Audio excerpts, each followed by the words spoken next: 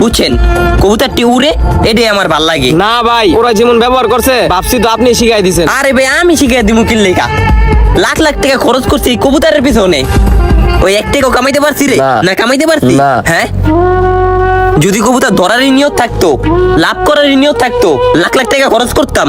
আপনি কোন? ঠিক আছে ভাই, এখন ওগো কারণে আপনার বদনাম হয়। আপনি তো কবুতর পালেন শখে শখে, কোনো লাভ বিচার না, কিন্তু ওরা তো দুই একটা কবুতর ধইরা আপনার বদনাম কইরা দেয়। ভাল লাগে এখন এই কথাটি শুনতে? এই লাখ লাখ টাকা খরচ করছে কিল লেগা এই মানুষের কথা শুনতে? তো করে মাস শেষে বেতন দিয়ে রাখি কিল লেগা মানুষের মুখে বদনাম শুনতে? ভাই এই যে ভাই কানে ধরতেছি ভাই, আর ভাই এরকম করবো না, আপনার বিশ্বাস বজায় রাখবো। এটাই মাথায় রাইস তৈলে। আচ্ছা ভাই, তাহলে জায়গা ভাই। আচ্ছা আয়ো আবার। হ্যাঁ আচ্ছা ভাই। কিছু খাওয়াইতে পারলাম না। না ভাই, সমস্যা নাই।